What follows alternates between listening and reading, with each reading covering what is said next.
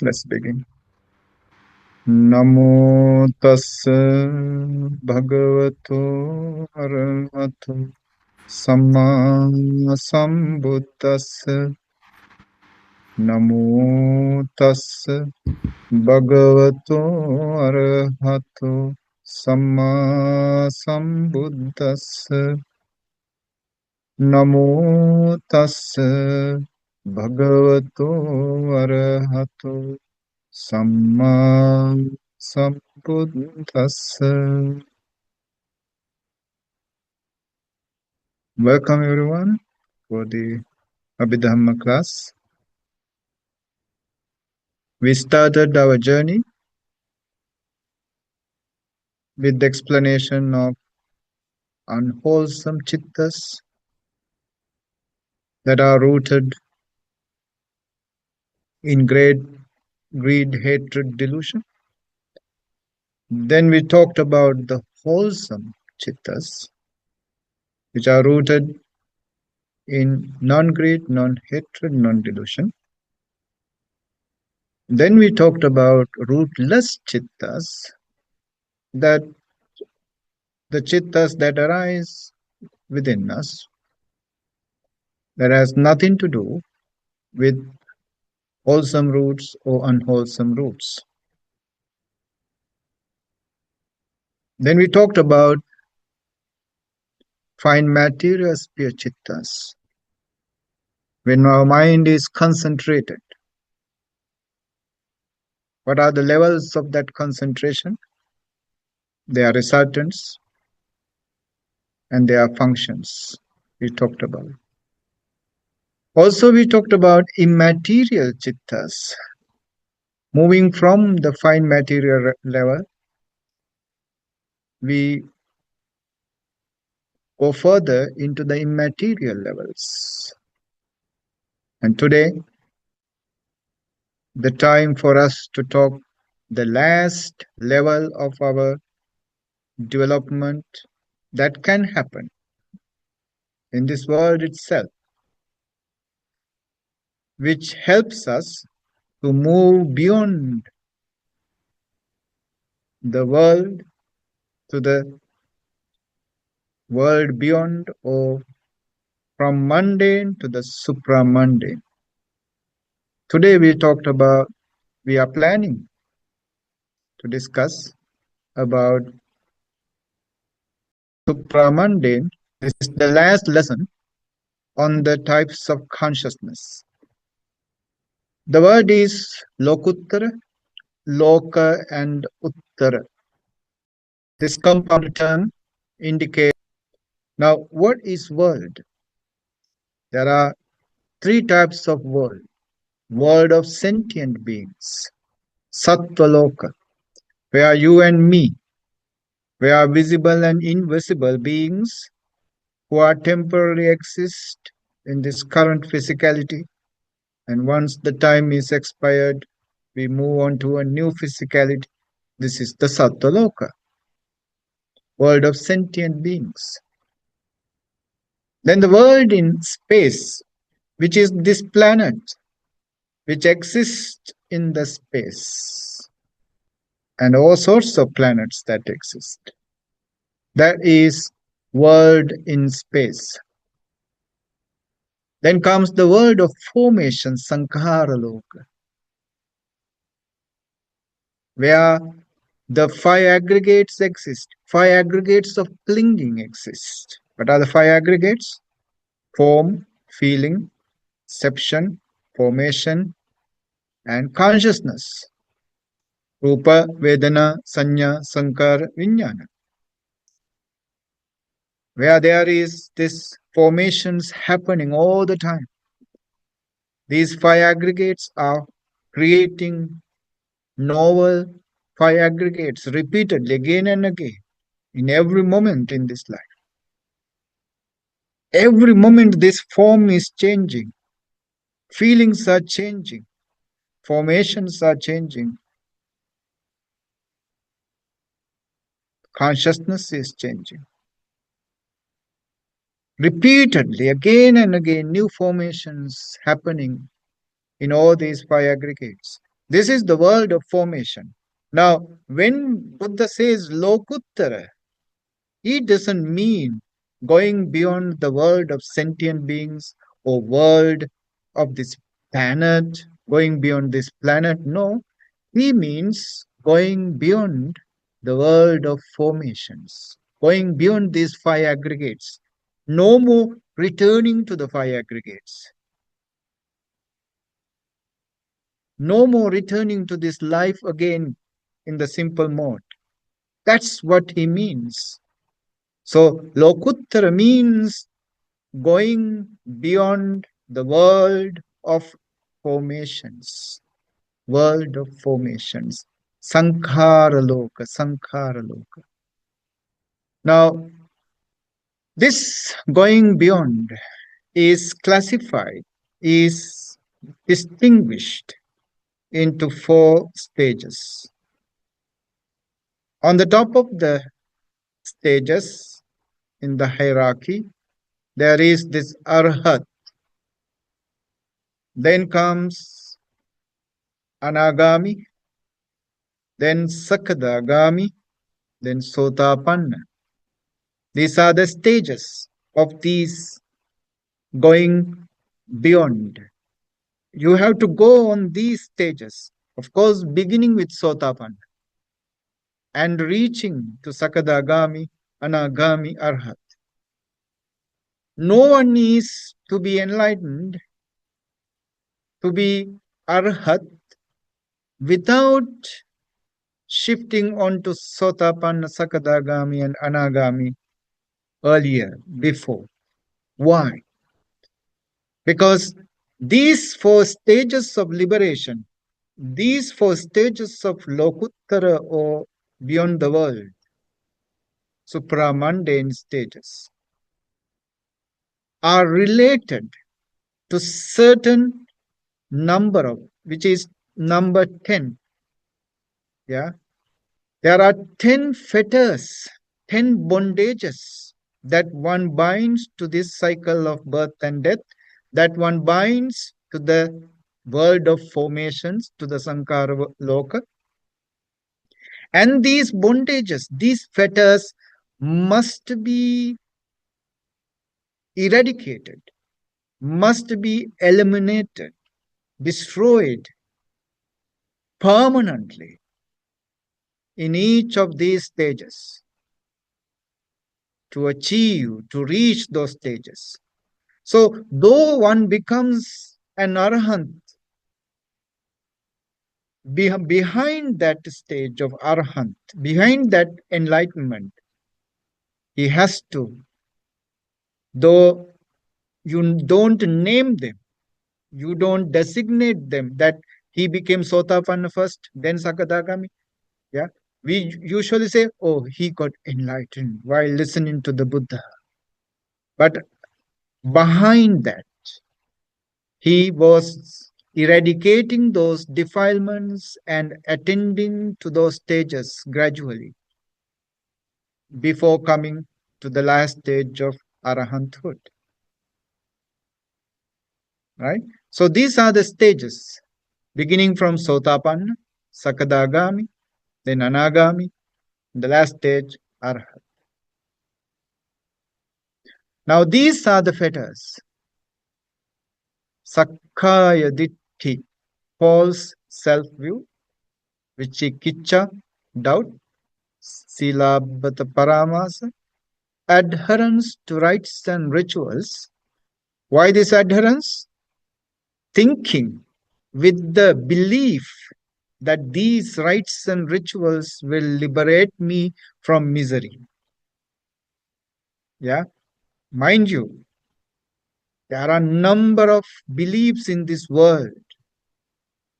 And in these beliefs, in these belief systems, there are always certain practices, certain rituals connected to the belief that following these rituals, I shall be liberated from my misery, whatsoever misery they go through.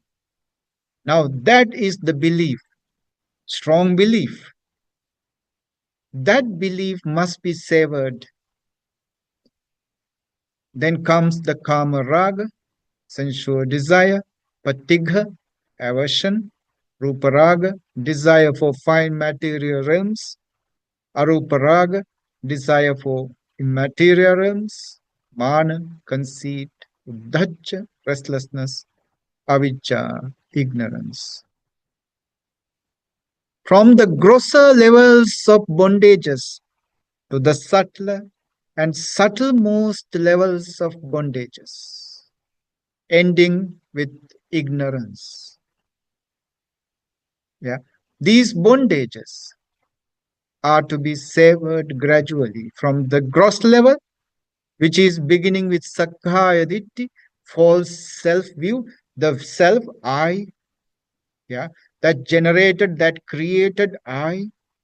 From that level, you move down to the lowest or the subtlemost level of fetter called ignorance, avijja.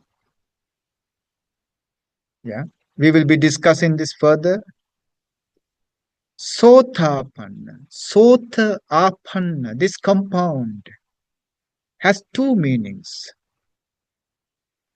The Pali word sota indicates stream, yeah, a flowing of water, stream, or the ear.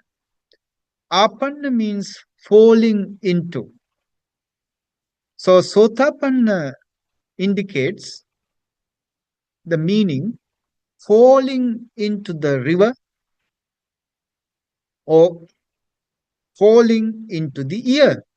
Now, both these meanings carry certain important aspects of Buddha's teaching. Yeah. Now, falling into the ear is significant in the sense that most of the people who claimed to be attained to the stage of Sotapanna, yeah, the first level of Arahanthood, they attain to that stage not by meditating. I am talking about that during the Buddha's time.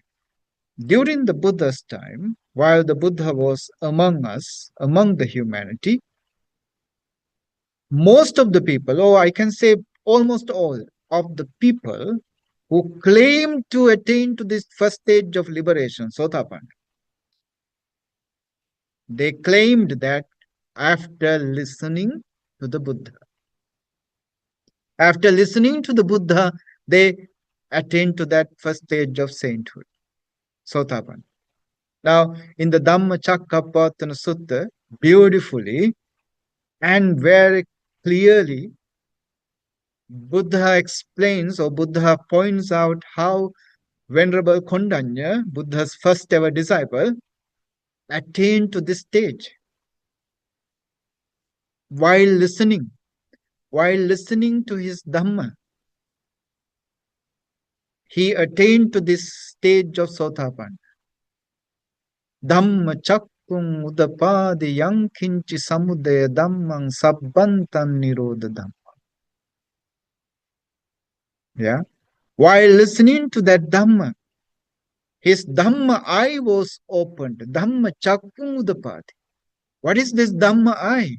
Dhamma eye is to see everything in the vision of yankinchi samudaya dhammang sabbantam nirodha dhamma. That everything which arises are nothing but the things that vanishes, things that die. Samudaya Dhamma, Vaya Dhamma. So afterwards, whosoever or whichever come to the contact of Venerable Anya Kondanya, he sees them as things that arise and vanish. This is the vision of any Sotapanna, anyone who attained to the stage of stream entry. So in the initial period of Buddha's teachings, we cannot see Buddha presents the term Sotapanna. So how does he present? when someone come to this first stage of sainthood, he says, his Dhamma eye was open. His Dhamma eye was open. That's how he presented. Dhamma chakkung udapati. Dhamma eye was open. And we know what is that Dhamma eye. Dhamma eye is nothing but to see everything are nothing but arising and vanishing.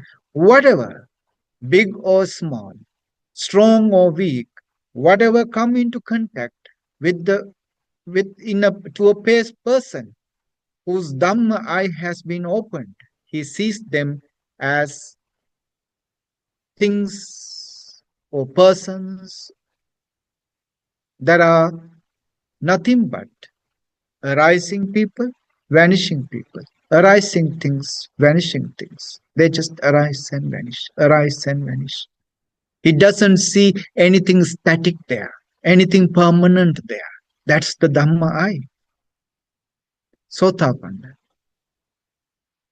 Now, the second meaning, the stream, that meaning is so significant in the sense, this is the entire path, beginning of the entire path. Sota is the stream which flows directly towards Nibbana. You fall into this stream, you have no alternative but to reach the ocean called Nibbana eventually. Yeah, maximum of 7 lifetimes you have for that. Only 7 lifetimes more for you, and you will never be born in any perdition in hellish realms. You will be born in higher realms, greater realms, blissful realms, because you won't be doing anything harmful, anything destructive to anybody else in this world. You won't be doing any heinous crimes. You won't be breaking 5 precepts. So your future birth is secured to a higher or better realms, blissful realms. Yeah. So you fall into that sota. And now Buddha says this sota is none other than eightfold noble path. Yeah, Samma Ditti, Samma Sankappa, and so on. That eightfold noble path is the stream. Now, when your practice is going on, what does it mean? You are becoming more and more established, firmly established, or deeply rooted in the eightfold noble path. So this is a turning point of life. That entering into that stream called sota. That sota or the stream is none other than eightfold noble path. And when you reach the second stage, Sakadagami, you are deepening that eightfold noble path. Anagami, more and more depth is there in that eightfold noble path. Your life is lived, totally lived, according to that eightfold noble path. That's what it's meant. So when you reaches this stage, when you are on the moment of attaining to these first stage of sainthood, Sotapanna, stream entry, you cut off 3 fetters. What are they? Wrong view of self, that is Sakkaya Ditti, doubt about triple gem, prenatal, past, post-mortem, future, yeah, past and future together. All these doubts will be cleared. Then, of course, Silabbata Paramasa, clinging to rites and rituals. I just mentioned the first 3. These 3 fetters, totally uprooted from you as you enter the stage of Sotapanna. Also, cuts off Lobha Dosa Moha, no more rebirth in woeful states. That means this individual is devoid of any attraction towards unwholesome karma. It is irreversible process, I told you. Only 7 lifetimes ahead. He has to be enlightened within that or at the 7th lifetime. Sakadagami, translated, means sucking agami, meaning once return. That means you return to this sensuous realm of sense pleasures. What are the realms of sense pleasures? 4 hellish realms, human realm, and 6 divine realm. Yeah, 6 divine realms, 1 human realm, and 4 hellish realms. Out of these, of course, there is no way a Sakadagami would return to hellish realms. So he will return, that he will take birth again in the human realm or in one of the divine realms. Once more. Why once more? Because in this stage, he just attenuate, reduce the power, dim the grosser forms of sensual desire for sense pleasures, kama chanda, and vyapada, anger. Desire for sense pleasures and anger or hatred is attenuated, is reduced, not totally got rid of. Now you can see how difficult it is to get rid of the desire for sense pleasures, yeah, and the anger. They are the 2 sides of the same coin. Where there is desire, anger exits when you are not fulfilled with your desires. Yeah. So anger and desires coexist. Now, in the second stage of enlightenment, you can only reduce them, their power. You can dim them. So, since it is not totally annihilated, if you happen to die with that stage based on that Sakadagami, what happened? You will return to this world. You will return to the realms of sense pleasures, and in that life, you will get rid of those desires totally. That's the meaning.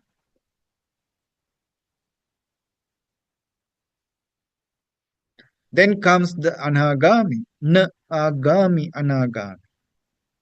That means you get rid of all that sense pleasures and the anger.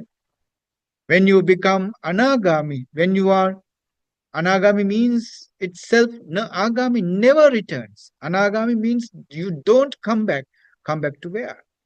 You don't come back to the realms of sense pleasures. Why you don't come back? Because you have got rid of that desire for sense pleasures, kama chanda, and anger, vyapada, totally. So you don't return. You don't come back now. That's the meaning.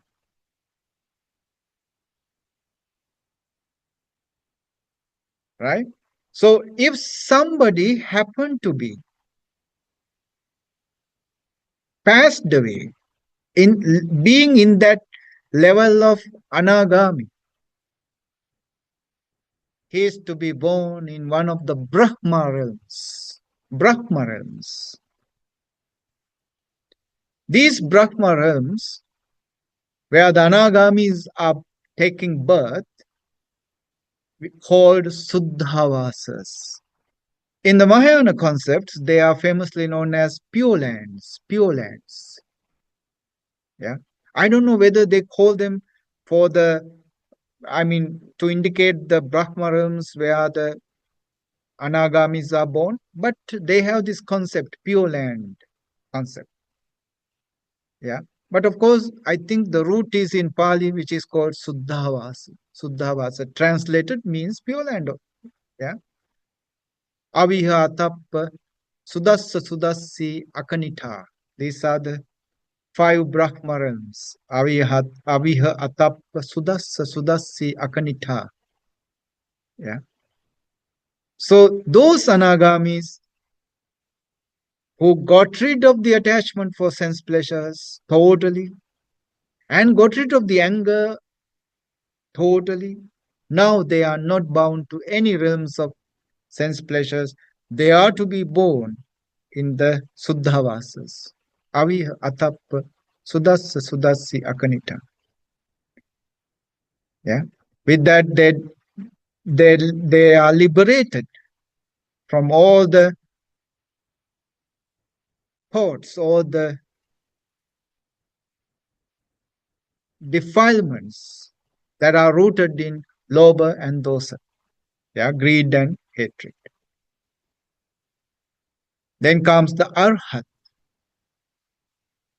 formed with the two terms Ari and Hatha. Ari is the enemy, Hatha is destroyed. Enemies are destroyed. All the enemies, what are these enemies? Enemies of defilements, enemies of klesha. Yeah, kleshas, those enemies are destroyed. Ari Hatha.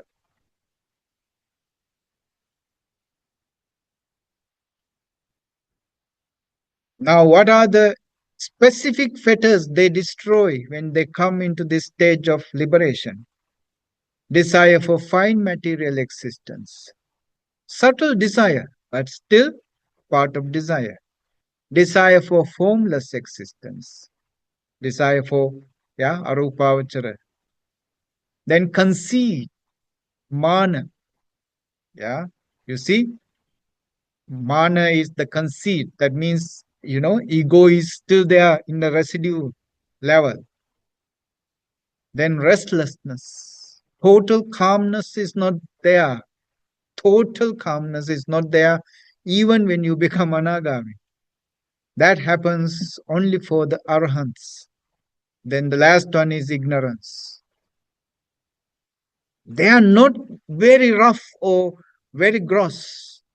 They are not that strong, but still they are, which is why they are still taking rebirth. Subtle forms of rebirth, Brahmaloka, yet it is still bound to the world. It is still connected to the world. When they are attaining enlightenment, they will be liberated from those subtle attachments. Attachment for fine material, Rupavachara Loka. Attachment for immaterials, Arupavachara Loka. Conceit, yeah, restlessness and ignorance.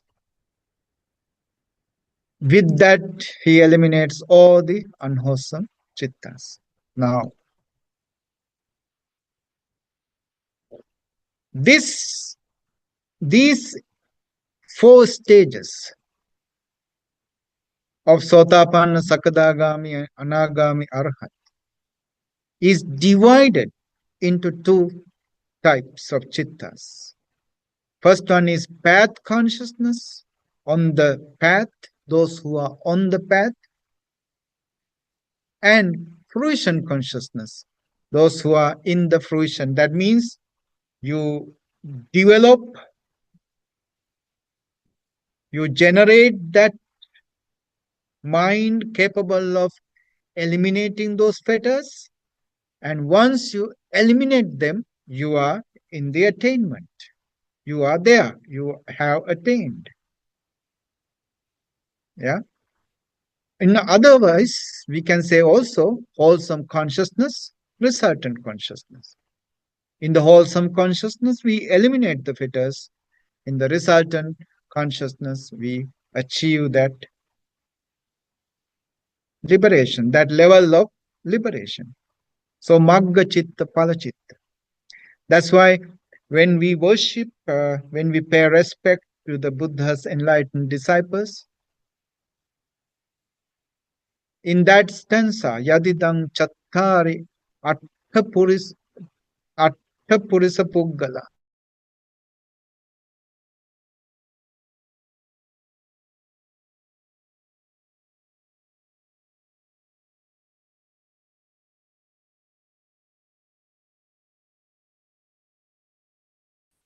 divided into 8 noble individuals, comes in the form of those who are on the path and those who are in the fruition. So these 4 stages are divided, separated into 2 as those who are on the path to attain those stages and those who are in the fruition of attainment, those who have already attained.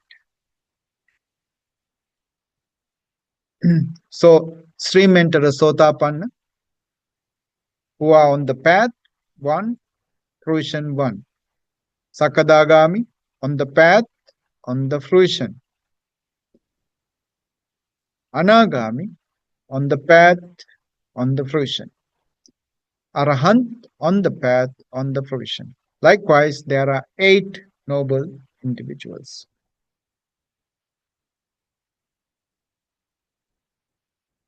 Now, how many? Sense-pure Cittas, 54. We completed this, right? If you happen to remember. 12 unwholesome, 24 wholesome. Yeah.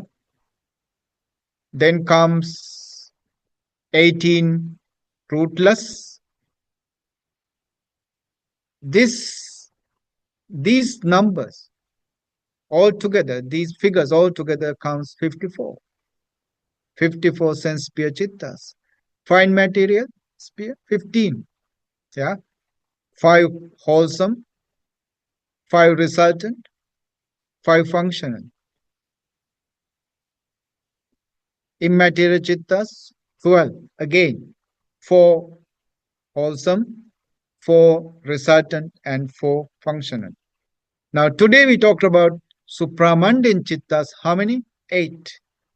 Altogether, we talked about 89 types of Cittas. 89 types of Cittas. This is the normal number, normal figure for these 89. For the 89 is the normal figure when we consider about the Cittas. But this 89 can become 121. 121. This is something we have to understand, that how these supramundane Cittas are formed, are developed, or generated, so that we can understand why there are 121 Cittas are formed. Now, all supramundane Cittas take Nibbana, the unconditioned reality, as the object. This is a common factor. We know the fine material sphere Cittas, Rupavachara Cittas, has around 40 objects of meditation. Immaterial Cittas, they have the objects of empty space and the consciousness. Usually they are the objects. Now for the supramundane Cittas, Lokuttara Cittas, only a singular object to be concentrated, to be focused. That is Nibbana, nothing else. Yeah? Nibbana is the sole object. Differs as path and fruit according to different stage of attainment. We already talked about. Yeah. Path consciousness has the function of eradicating or permanently reducing the power of the defilements. So where the eradication of defilements happen, that happen in the path consciousness. In the fruition consciousness, it is already eradicated. Now he is there. Yeah. So you experience the result of that eradication. You experience the bliss and the joy of the eradication of that defilement. Yeah. So action happens on the path. Fruition consciousness is just experiencing the result of that eradication. That's the meaning.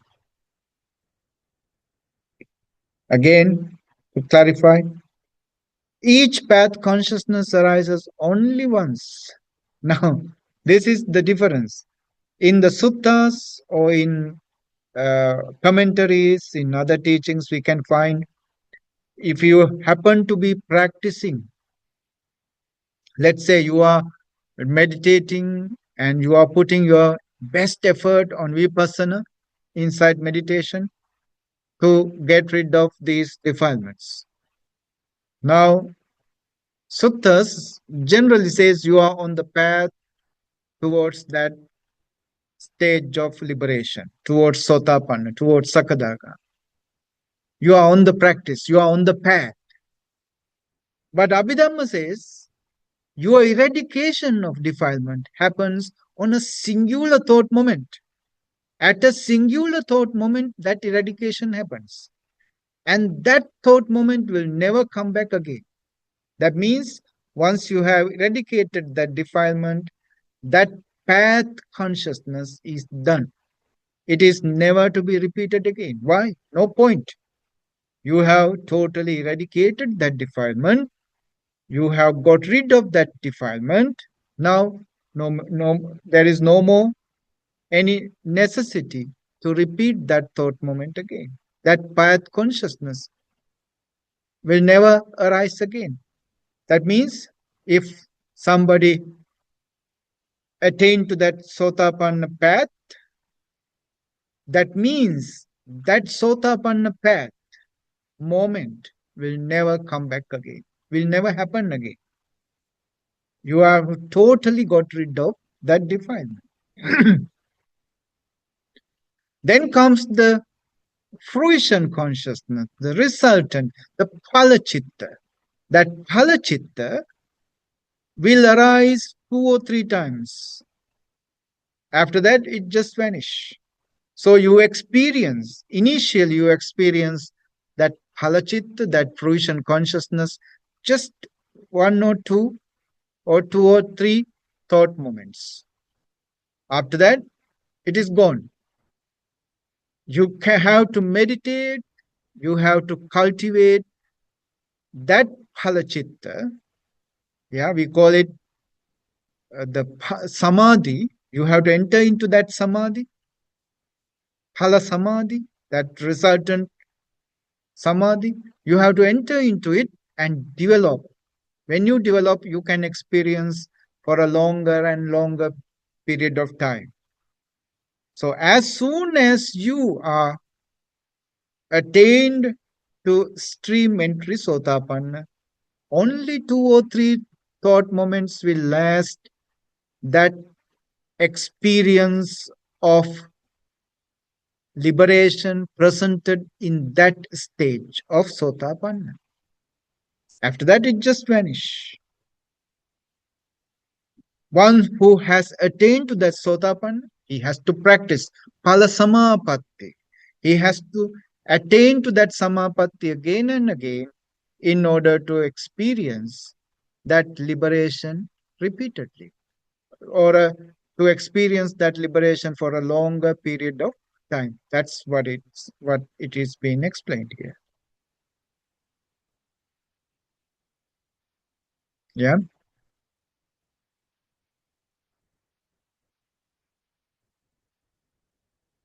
Path and fruits of this Lokuttara Cittas or Supramundane Cittas are attained via a singular meditation technique called Vipassana. Vipassana Bhavana. Yeah. And Vipassana focuses on not the concentration, but to strengthen your faculty of wisdom. Yeah. And that wisdom is for nothing else. Of course, there are different types of wisdom. Yeah. But here the wisdom is all about developing or strengthening your ability to see the world and your experiences with the world in the visions of anicca, dukkha, anatta, impermanent, misery, and non-self. Yeah. Of course, usually the meditator will select one of these and cultivate on that. He will select either the impermanence, he will start observing things as impermanent, or things as misery, or things as non-self. This is vipassana in nutshell.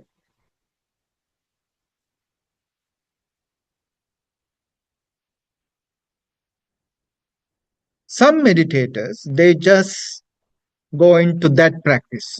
They start observing their body, their feelings, the mind, or mental factors.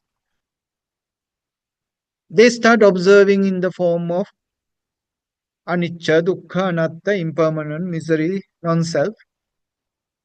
They do not go to concentration at once. They go to the vipassana to begin their practice. They don't seek help from concentration to calm down, to quiet down, to be concentrated. No, they don't. Such meditators are called sukha vipassaka. Sukha vipassaka. It says once Buddha got this complaint from some monks. They said, you are talking to divine beings, but we cannot see them. We are enlightened, but we cannot see them. Then Buddha had told them, go and practice concentration, samadhi.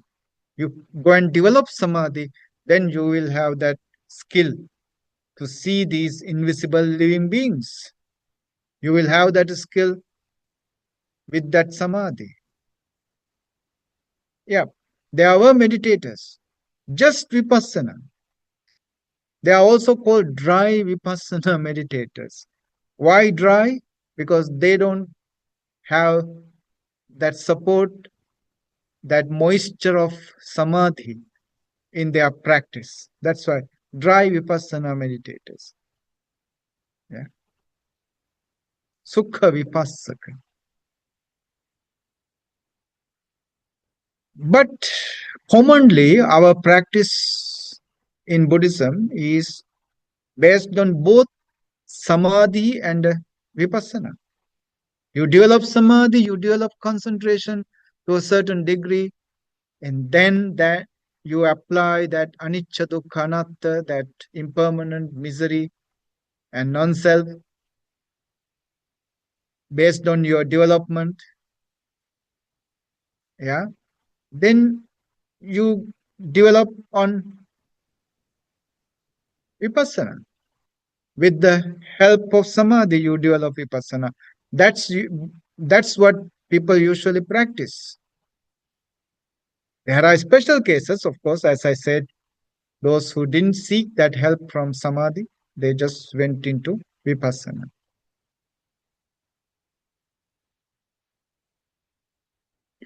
So there are two types of jhana in this sense. The first one is basic jhana, padaka jhana.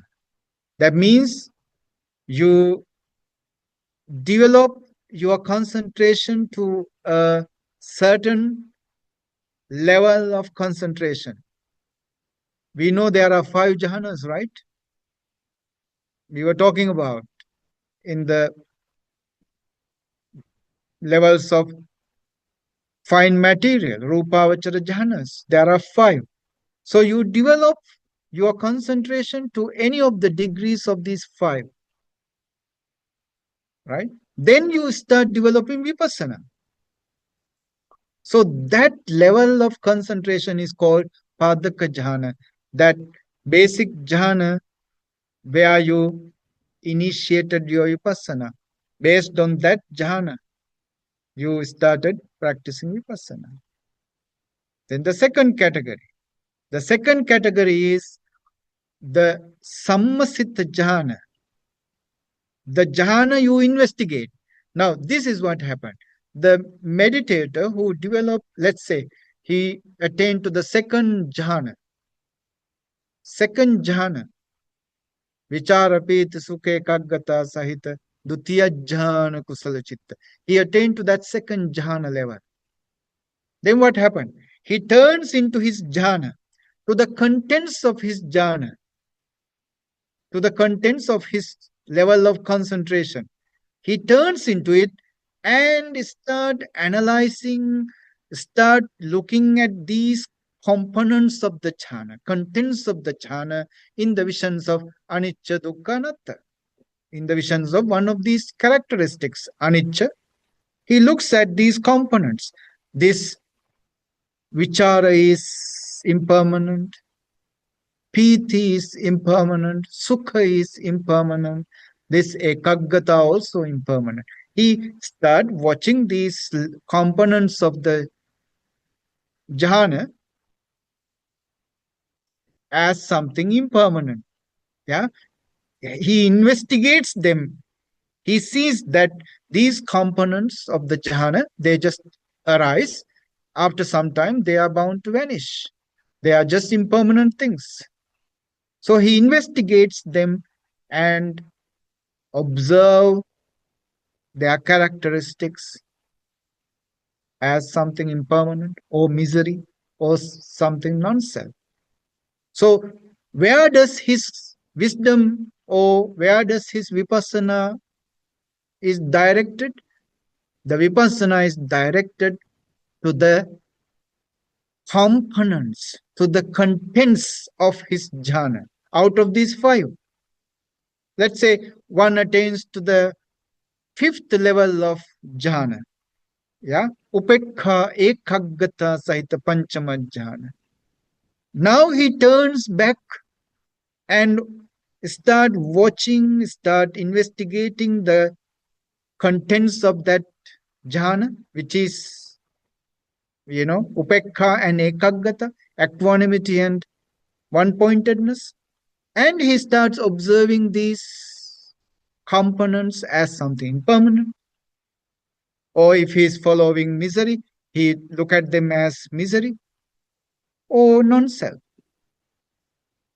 He direct his vipassana to the contents of the jhana.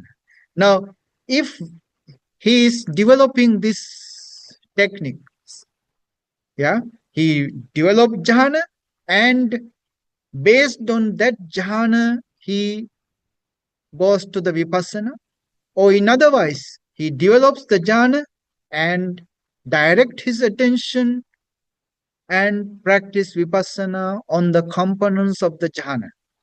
In both the way, what is the background for his meditation? The jhana itself.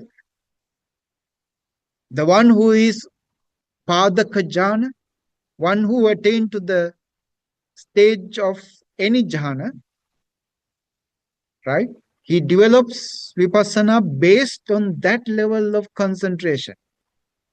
Then the second category, sammasita jhana, one who attain to a certain jhanic level, investigate the jhana factors and observe these jhana factors as vipassana object, as his vipassana object. Yeah. Now, both in these both categories, they are based on these levels of jhana. Yeah. First category develops further to the vipassana based on that serenity, concentration that he achieved from a certain jhana. The second category develops vipassana on the components of the jhana he attained. Right? I hope you understood this. Now, what are these jhanas? These are the jhana. We talked about this. Vitakka, vichara, piti, sukha, ekaggata, sahita, katama jhana. Vichara, piti, sukha, ekaggata, sahita, dutiya jhana. Piti, sukha, ekaggata, sahita, tatiya jhana. Sukha, ekaggata, sahita, chatutta jhana. Upekha ekaggata sahita panchama jhana. I'm not going to explain this. We already explained. Now let's say, one can attain to the stage of sotapanna, right? By attaining to this stage, first jhana, he attains to the first jhana. Then he starts developing his vipassana based on this jhana, or he start investigating these jhana factors and develop his vipassana. In the both way, if he attains the stage of sotapanna through that vipassana, yeah, through that vipassana, if he attains to that first stage of sotapanna, that means his stage of sotapanna is nothing but based on this first jhana. So in that manner, one can attain to the stage of sotapanna based on any of these five. One can attain to the stage of sakadagami based on any of these five. One can attain to the stage of anagami based on any of these five. One can attain to the stage of arahat based on these five. So in that sense, how many chittas arise? How many chittas? That 8 chittas. 8 chittas multiplied by 5 become 40. 8 chittas are what? Sotapatti magga chitta, sotapatti phala chitta, stream entry, path, stream entry, fruition. Sakadagami magga chitta, sakadagami phala chitta, stream entry, path, stream entry, fruition. Once return path, once return fruition. Anagami magga chitta, non-return path, anagami phala chitta, non-return fruition. Arahant magga chitta, arahant phala chitta, yeah? Path and fruition. So there are 8 chittas. We talked about them. These 8 chittas can be based on these 5.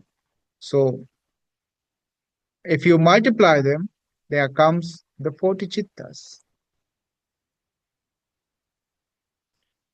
Now you can read this. This is repeating what I just explained to you. Attain to one of the 5 jhanas as one prefers. Practice satipatthana, that is vipassana, utilizing the serenity of the mind provided by that jhana. That's the first one, yeah, that padaka jhana. The third category is observe the factors of attained jhanas as impermanent misery, non-self. I was explaining this, right? So that's how they can attain to. Now you know clearly why we always insist upon you develop jhanas first, then move to vipassana. Now we know how it happens. Yeah. And why Abhidhamma divided? I mean, add there are 40 chittas to 89 and make it 121 chittas. This is how it happens. That's why Abhidhamma added extra 40 chittas to that 89. The path and fruition, Magga Phala, are designated. According to the specific jhana, they are based upon or are being investigated. Yeah? Based upon or investigated. Right? This is how Abhidhamma explains, or Abhidhamma shows us how these are added.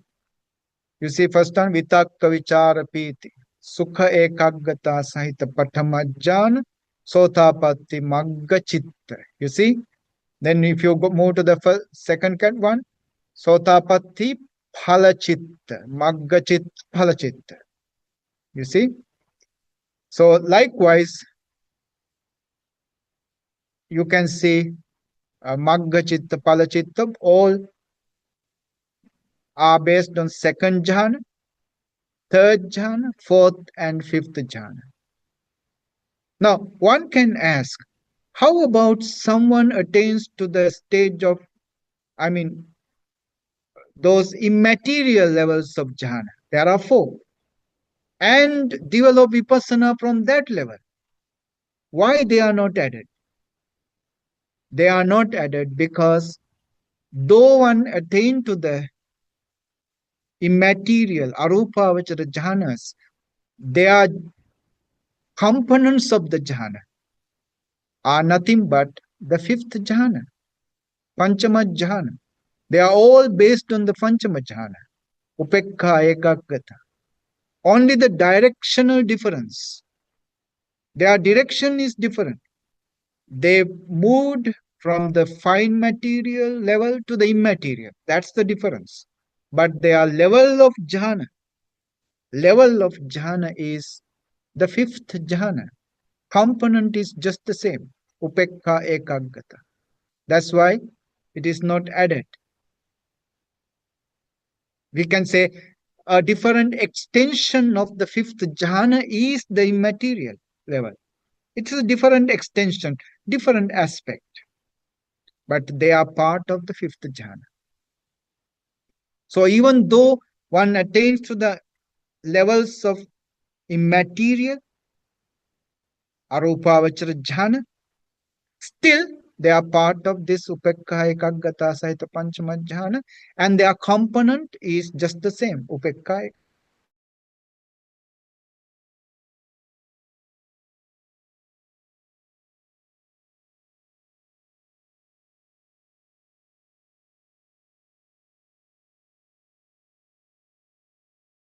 Good enough uh, for you to understand that now there are 121 chittas.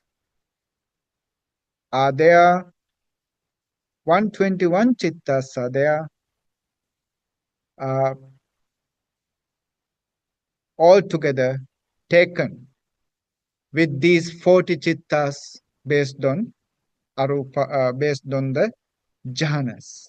Yeah, we know how the Abhidhamma tries to explain the way someone's jhana level or someone's concentration can help to generate vipassana. How it happens, being explained here in this section on the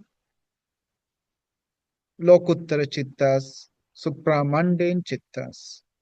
All right. All right. With that, I'll give you some time. If you have any questions, you can ask. If you have marked any slide that you must understand or that was not clear to you, you do a short blessing. May you all have a beautiful weekend. Yeah.